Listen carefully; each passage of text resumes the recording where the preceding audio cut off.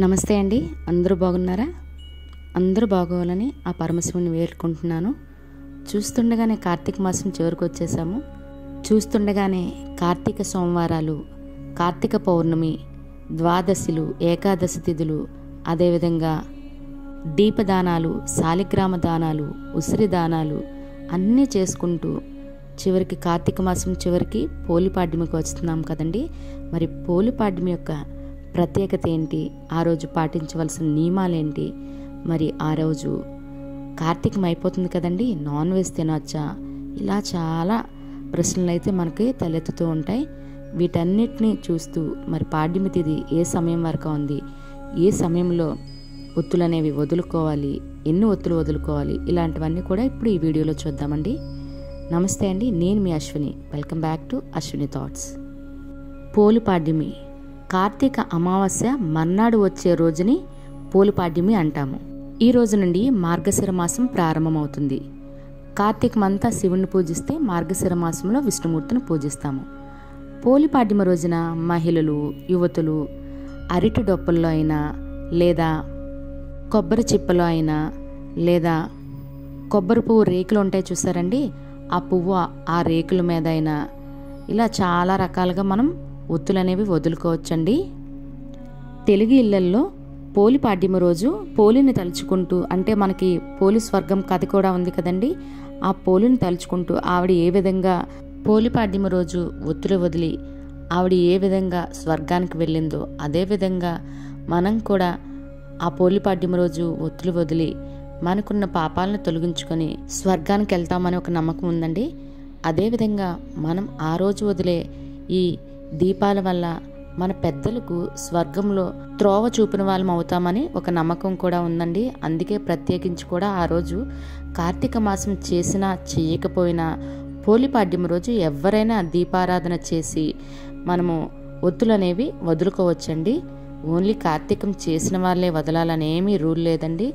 కార్తీకం చేసినా చేయకపోయినా కూడా మనం పాడ్యమి రోజు ఒత్తులు అనేవి వదులుకోవచ్చు. మరి పోలిపాడ్యమి రోజు ఎన్ని ఒత్తులు వదులుకోవాలి? పోలిపాడ్యమి రోజు అండి నెలకి, అంటే కార్తీకమంతా చేసిన ఫలితంగా నెలకి 31 రోజులు చెప్పి 31 ఒత్తులు వేస్తామండి. మన ఇంట్లో ఎంతమంది ఉంటే అంతమందికి 31 ఒత్తులు వేసి ఒక్కొక్కరికి ఒక్కొక్క 31 ఒత్తు వేస్తాము. మరలా సంవత్సరం పాటు ఏ రోజు చేయని ఒత్తులైనా మన కార్తీక పౌర్ణమి రోజు 365 ఒత్తులు ఎలా వెలిగిస్తామో అదేవిధంగా సంవత్సరంకి 365 ఒత్తులను ఈ పోలిపాడ్యమి రోజు కూడా వెలిగించి మనం ఒత్తులు అనేవి వదులుతాం. అంటే మన ఇంట్లో నలుగురు ఉంటే నలుగురికి 365 ఒత్తులు చేసుకోవచ్చు. మరలా నెలకి 31 రోజు ఒత్తులు కూడా చేసుకోవచ్చు. ఒత్తులు వదిలేటప్పుడు ఇందాకలు చెప్పిన విధంగా అరటి డొప్పల్లో అయినా, లేదా మనకి కొబ్బరి చిప్పలు వేట్లైనా వదులుకోవచ్చండి. అంటే పెద్దవి ఇప్పుడు 31 ఒత్తులు లేదా 365 ఒత్తులు వెలిగించడంతో పాటుగా చిన్న చిన్నవి మరలా ఒత్తులు, పువ్వొత్తులు కూడా మరలా పెట్టాలండి వాటితో పాటుగా. అంటే ఇవి ఒంటిగా కాకుండా మరలా పిల్ల ఒత్తులాగా అవి కూడా ఉంటాయనేసి, అలా అని ఒక అరటి డొప్పను మాత్రం వదలకూడదు. మరలా పక్కన ఇంకొకటి పెట్టి దాంట్లో కూడా వదలవలసి ఉంటుంది. అంటే ఒంటిగా ఒక్కటి కాకుండా జోడుగా 2 వెళ్తా అనేసి అంటారు. మరి ఆ రోజు మనము ఇంట్లో చేసుకోవాల్సిన పెట్టవలసిన నైవేద్యాలు ఏంటంటే చలివిడి, వడపప్పు తప్పనిసరిగా పెట్టాలండి. మరియు బూర్లు ఏ బూర్లు ఉన్నా ఆ రోజు అది అమ్మవారికి చలవ చేస్తుందండి. అంటే మనము అమ్మవారికి ఆ రోజు చేసే పూజ ఆడపిల్లతో సంబంధం కదండి, అందుకు సమానంగా చల్లదనం చేయడానికని మనం చలివిడి, వడపప్పు, బూర్లు పెట్టి కొబ్బరికాయ కొట్టుకొని మనకి కుదిరితే సముద్రంలో నదీ స్నానం చేసి వదులుకోవచ్చు, సముద్ర స్నానం చేసి వదులుకోవచ్చు, లేదా అంటే చెరువులు ఇలాంటి వాటిలో ప్రయత్నించండి. అవి ఏవి కుదరకపోయి అందుబాటులో లేకపోతే ఇంట్లో మనకున్న వాటిలో, అంటే 99% స్టీలు కంచాలు ఉంటాయి కదండి, అవి మాత్రం అవాయిడ్ చేయండి. తప్పదు మనకు అవి లేవు అనుకునేట, అంటే ఇత్తడి కంచాలు ఇలాంటివి ఏవి లేవు అనుకునేటప్పుడు వాటిలో వదులుకోండి. కానీ లేకపోతే ఇత్తడి కంచాలు ఉండినట్లయితే అవే మంచివండి. ఎప్పుడైనా పూజకి స్టీల్ అని ఎందుకంటున్నానంటే అందులో ఐరన్ కలిసి ఉంటుంది కాబట్టి పూజకి ఐరన్ అనేది నిషేధం అండి. అవి దైవశక్తులకి నెగిటివ్ ఎనర్జీని ఇస్తాయన్నమాట, రానివ్వకుండా. కాబట్టి మనం ఐరన్ని ఎప్పుడు మనం పూజలో వినియోగించకుండా ఉండడానికి ప్రయత్నించాలి. మనకు ఉంటే ఎత్తడివి, లేదంటే ప్లాస్టిక్ ఉంటాయి కదండి, వాటిలో అయినా పర్వాలేదు. మనకి ఇంకా కుదిరితే చక్కగా నదిలో అవని, చెరువులో అవని, పారే కాలువల్లో అవని వాటిల్లో మనం పెట్టుకుంటే వదులుకుంటే ఇంకా మంచిదండి. మరి కార్తీక మాసంలో నాన్ వెజ్ తినలేదు, కార్తీకం మనకు అమావాస్యతో అయిపోయింది. మరి పాడ్యం రోజు కూడా మనం కార్తీకంలో పాటించిన ఈ ఉల్లిపాయ తినడం అవనియండి, అంటే ఉల్లిపాయ తినకుండా ఉంటాం కదండి, అది అవనియండి, నాన్ వెజ్ తినం, ఇలాంటివి ఏమైనా పాటించాలా? కార్తీకంలో ఏవేవి పాటించామో వాటన్నిటినీ పోలిపాడ్యం రోజు కూడా పాటించాలండి. పోలిపాడ్యం చేసేదే కార్తీక మాసం సందర్భంగా చివరిగా మనం ఒత్తులు వదులుతాము కాబట్టి ఆ రోజు ఏ పాటిస్తున్నామో వాటన్నిటిని మనం పాటించవలసి ఉంటుంది. మనం ఇంట్లో ఒక ప్రత్యేకంగా ఒక పూజ చేసినా, ఒక పండగ చేసుకున్నా నాన్ వెజ్ ఎందుకు తినము అంటే, ఒక హైందవత్వంలో ఒక పూజకి నాన్ వెజ్ అనేది దూరంగా ఉంటాము కాబట్టి వాటిని ఇక్కడ ఈ పూజలో కూడా పాటించాలండి. నాన్ వెజ్ అనేది తినకూడదు. పాడ్యమి తిథి ఉన్న సమయంలోనే మనము ఒత్తులు అనేవి వదులుకోవాలి. అది కూడా సూర్యోదయానికి ముందే అండి. మనం సూర్యోదయం అయిన తర్వాత మనము సుహాసులకి తాంబూలాలు ఇచ్చుకోవచ్చు, చక్కగా భోజనాలు పెట్టుకోవచ్చు కలిగి ఉంటే. మరలా ఉదయం గుడికి వెళ్ళి బ్రాహ్మణులకి స్వయం పాకము అన్నీ కూడా ఇచ్చుకోవచ్చు అండి. కానీ దీపాలు వదలడం మాత్రం సూర్యోదయానికి ముందే చేసుకోవాల్సి ఉంటుంది.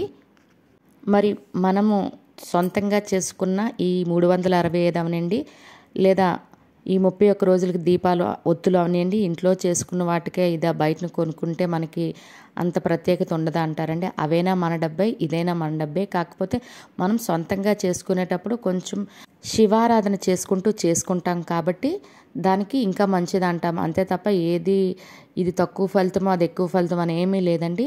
మనకి కుదిరితే చక్కగా మనమే సొంతంగా ఒత్తులు చేసుకోవచ్చు. లేదు అంటే మనం బయట షాప్లో అయినా కొనుక్కోవచ్చు. మంచి ఒత్తులు కొనుక్కొని చక్కగా నేతిలో, ఆవు నేతిలో అయినా లేదా నువ్వుల నూనెలో అయినా ముందు రోజు నానబెట్టి ఉంచుకుంటే దానికి దీపారాధన చేసేటప్పుడు కొంచెంగా కర్పూరం తగిలించాలంటే ఒత్తులు వెలుగుతాయండి.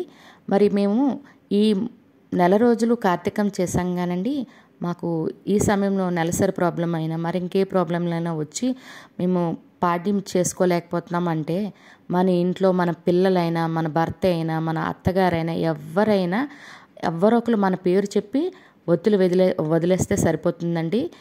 లేదు మన ఇంట్లో ఇంకెవరికి కుదరలేని పక్షంలో మనమే చేస్తున్నప్పుడు కూడా వాళ్ళ పేర్లు చెప్పి, అంటే వాళ్ళు దూరంగా ఉండొచ్చు, ఉద్యోగాల్లో అయినా చదువులైనా, వాళ్ళ పేర్లు చెప్పి కూడా మనం ఒత్తులు వెలిగించవచ్చండి. అదేవిధంగా మరి భర్త లేని స్త్రీలు వాళ్ళు పూజ చేయొచ్చా, వాళ్ళు ఒత్తులు వెలిగించవచ్చా అంటే చక్కగా చేయొచ్చు అండి. సంపూర్ణ అంటే దీనికి సంబంధించి మనకు కార్తీక పురాణంలో ఎన్నో కథలు ఉన్నాయి. చాలా మంచిది కూడా వాళ్ళు వెలిగించడం వల్ల. మరి ఆడవాళ్ళే ఈ కార్తీక పోలిపాడ్యమి పూజ చెయ్యాలా, వాళ్ళే ఒత్తులు వదలాలంటే భార్యాభర్త చక్కగా కలిసి వెలిగించుకుంటే చాలా మంచిదండి. భర్త లేని అంటే దూరంగా ఎక్కడైనా ఉన్న పక్షంలో వీలు కాకపోతే తప్ప ఇద్దరు వెలిగించుకుంటే చాలా మంచిది. తర్వాత స్వయంపాక దానాలైనా అన్నీ కూడా కలిపి ఇచ్చుకుంటే ఇంకా మంచిదండి. తప్పనిసరిగా నెల అంతా పూర్తయిన తర్వాత ఈ పోలిపాడ్యమి పూజ చేసిన తర్వాత బ్రాహ్మణుడికి స్వయంపాకం ఇవ్వడం మాత్రం మర్చిపోకూడదు. అలా చేసినట్లయితేనే ఈ పూజ అనేది సంపూర్ణమవుతుంది. మరి పూజ అయిన తర్వాత ఈ వెలిగించిన ఈ దీపాలు అవనండి ఇంట్లో వెలిగిస్తే వీటిని ఏం చేయాలి, వీటిని పారే నదిలో మనకు అవకాశం ఉంటే పడేయాలండి. లేదు అనుకుంటే మొక్కలు ఉంటాయి కదండి, వాటిని ఈ నీటిని ఇక్కడ మనం పెట్టిన పువ్వులేంటి ఇవన్నిటిని కూడా అక్కడ వేసేయాలంటే ఎవరు తొక్కని ప్రాంతంలో వేసుకోవాల్సి ఉంటుంది. మరి పాడ్యమి తిథి ఏ సమయం వరకు ఉంది ఇప్పుడు చూద్దాము.